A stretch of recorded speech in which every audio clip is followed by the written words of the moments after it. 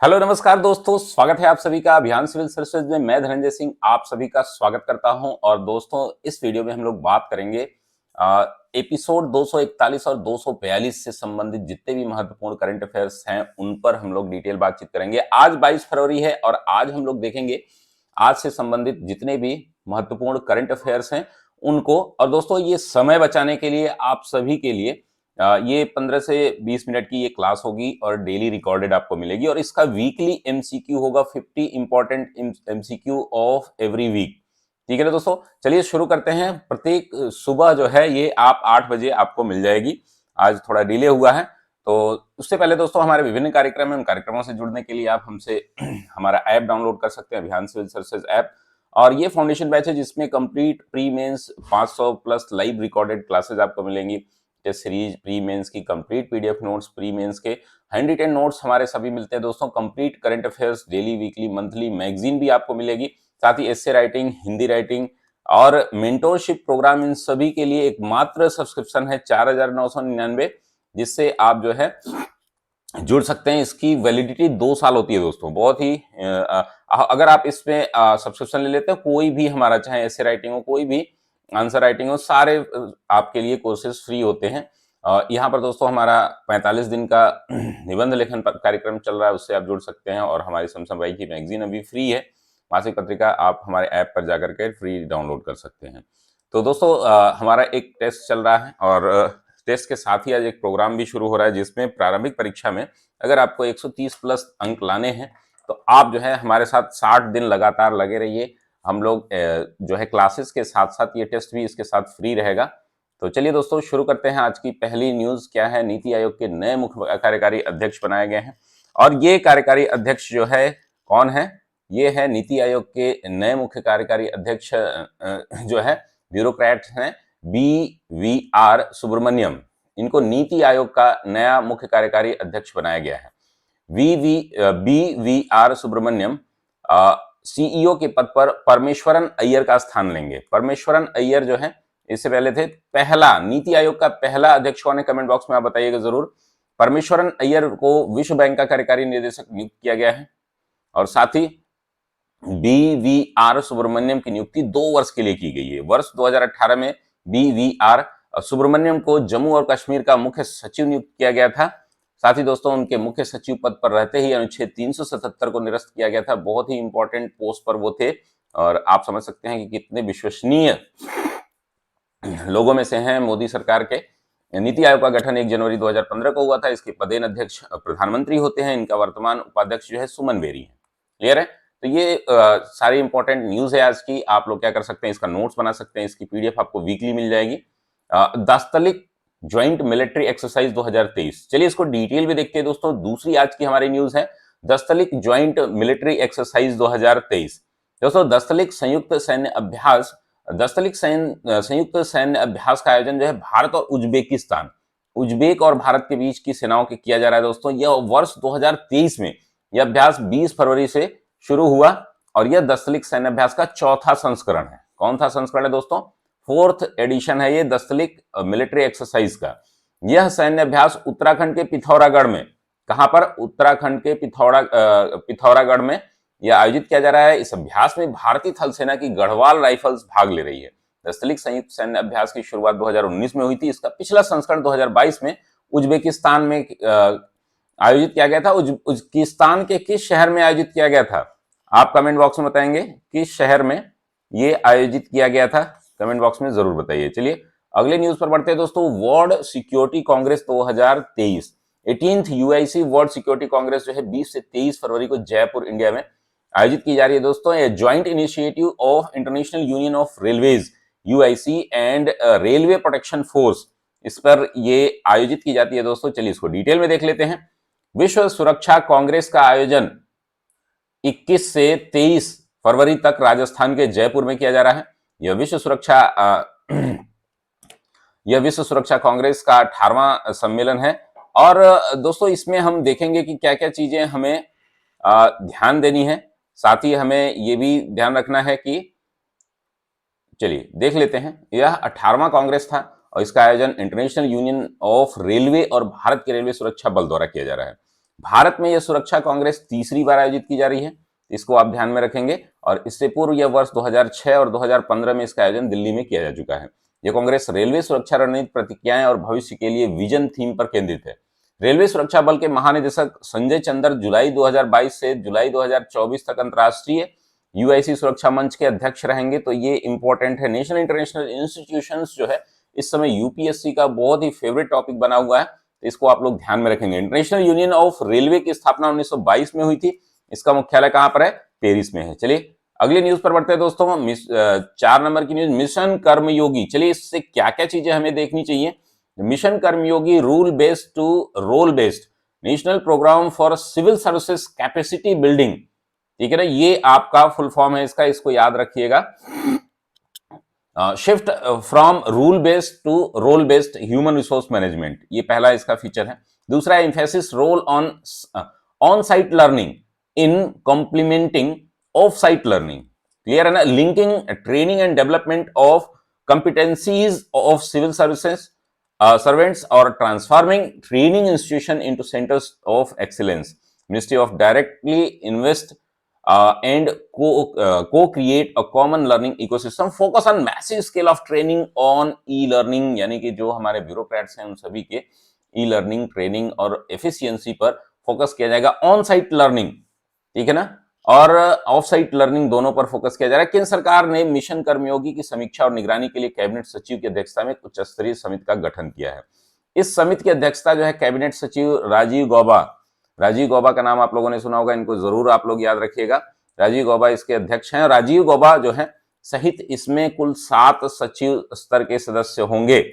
चलिए, मिशन कर्मयोगी योजना की शुरुआत कब हुई थी दोस्तों? 2020 में हुई थी। इस मिशन का उद्देश्य क्या है? भारतीय सिविल सेवकों को और भी अधिक रचनात्मक, सृजनात्मक, विचारशील, नवाचारी, अधिक क्रियाशील, प्रगतिशील, ऊर्जावान, सक्षम, पारदर्शी, प्रौद्योगिकी समर्थ बनाते हुए भविष्य के लिए तैयार करना। This is the most important fact जो है, फैक्ट्स है ये याद रखना है जब भी आपको पब्लिक सिविल सर्विसेज जो आपका टॉपिक है गवर्नेंस वाला, उसमें ये काम करेगा। The objective of this mission is to prepare Indian civil servants for the future by making them more creative, thoughtful, innovative, proactive, progressive, energetic, efficient, transparent and technology enabled.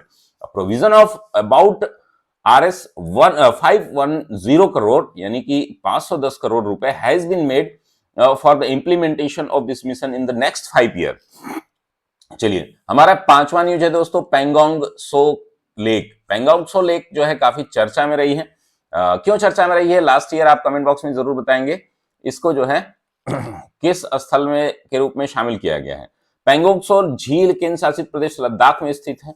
बड़ी ही मनोरम झील है। अगर आप वहां जाते हैं तो आपको बड़ा ही आनंद आएगा। इतनी बेहतरीन वहां पर तस्वीरें आती हैं कि आप सोच भी नहीं सकते। ये तस्वीर आप देखेंगे, गूगल पर आप सर्च करेंगे तो neat and clean sky, neat and clean water, जैसे लगेगा कि आप पानी पी सकते हैं। यह हिमालय पर्वत श्रृंखला में 14,000 फीट की ऊंचाई पर स्थित है।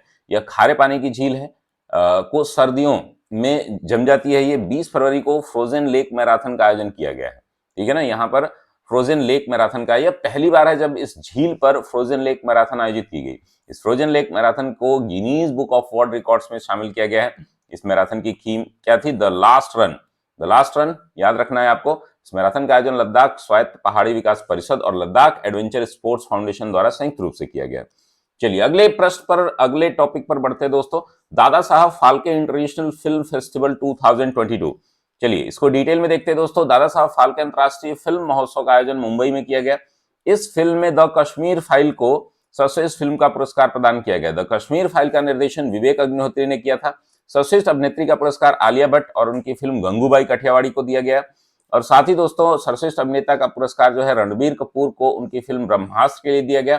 सर्वश्रेष्ठ निर्देशक का पुरस्कार फिल्म चुप रिवेंज ऑफ द आर्टिस्ट के लिए बाल्की को दिया गया। फिल्म ऑफ द ईयर का पुरस्कार आरआरआर को दिया गया। Most versatile actor of the year का खिताब जो है अनुपम खेर को द कश्मीर फाइल्स के अनुभव के लिए और उनके अनुभव को दिया गया, ठीक है ना। चलिए अगले न्यूज पर बढ़ते हैं दोस्तों। North India first nuclear plant of north India in Haryana. चलिए इसको डिटेल में देखते हैं। उत्तर भारत का पहला ये परमाणु संयंत्र है। हाल ही की घोषणा के अनुसार उत्तर भारत का पहला परमाणु संयंत्र गोरखपुर में किया जा रहा है। गोरखपुर हरियाणा के फतेहाबाद जनपद में स्थित है, अपना गोरखपुर नहीं है, उत्तर प्रदेश वाला। हाल ही में केंद्र सरकार ने देश में 10 नए परमाणु ऊर्जा संयंत्र लगाने की मंजूरी दे दी है, ठीक है ना, ये आप ध्यान में रखेंगे। गोरखपुर उसी 10 संयंत्रों में से एक है। गोरखपुर परमाणु ऊर्जा संयंत्र 700 मेगावाट की 2 इकाइयां शामिल हैं। यह तब है कि यह देश के अधिकांश परमाणु ऊर्जा संयंत्र दक्षिण और पश्चिम राज्यों में विस्तृत है। गोरखपुर परमाणु संयंत्र प्रेशराइज्ड हैवी वाटर रिएक्टर होगा। जो है nuclear power plant will be a P H W R यानी कि प्रेशराइज्ड हैवी वाटर रिएक्टर के रूप में इसको स्थापित किया जाएगा गोरखपुर हरियाणा में। चलिए अगली न्यूज पर बढ़ते हैं दोस्तों। India's first indigenous automated train supervision, IATS इसको बोलते हैं दोस्तों। चलिए इसको डिटेल में देखते हैं। भारत की पहली स्वदेशी स्वचालित ट्रेन पर्यवेक्षण यानी कि IATS, भारत की पहली स्वदेशी स्वचालित ट्रेन पर्यवेक्षण का विकास जो है दिल्ली मेट्रो रेल कॉर्पोरेशन द्वारा किया गया। इस प्रणाली का विकास DRMC ने भारत इलेक्ट्रॉनिक्स लिमिटेड की सहायता से किया। इस प्रणाली के विकास के लिए DMRC और भारत इलेक्ट्रिकल लिमिटेड ने नवंबर 2022 में समझौता किया। ATS एक कंप्यूटर आधारित प्रणाली है जो ट्रेन संचालन का प्रबंधन करती है। इस प्रणाली के विकास के साथ भारत विश्व का छठा देश बन जाएगा जो कि इस प्रणाली का प्रयोग करेगा। इससे पूरी प्रणाली फ्रांस, जर्मनी, जापान, कनाडा और चीन के पास है। क्लियर है।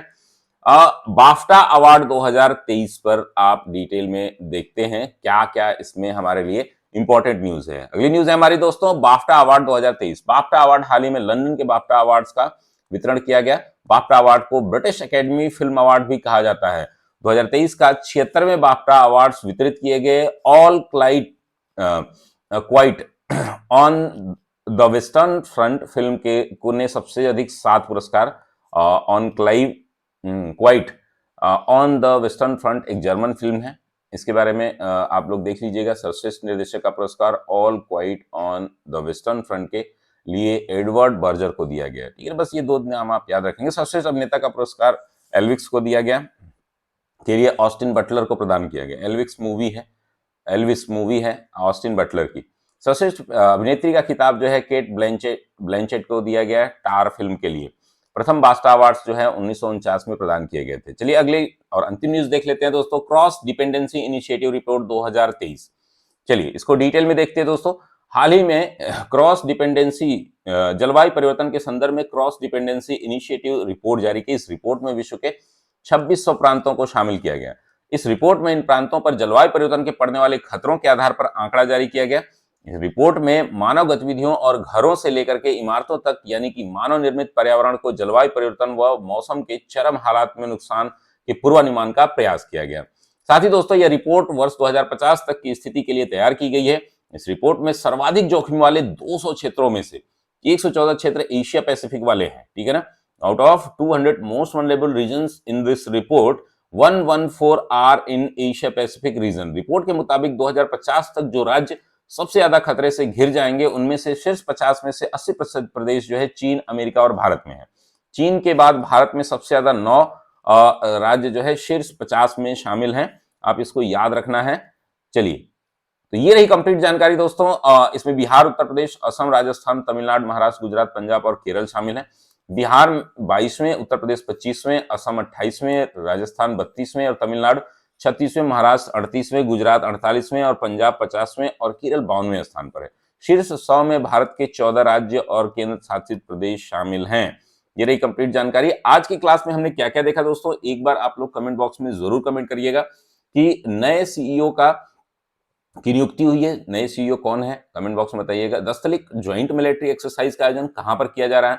वर्ल्ड सिक्योरिटी कांग्रेस का आयोजन कहां पर किया जा रहा है। मिशन कर्मयोगी योजना जो है वह कब लागू हुई थी और पेंगोंग त्सो लेक जो है वो कहां पर स्थित है।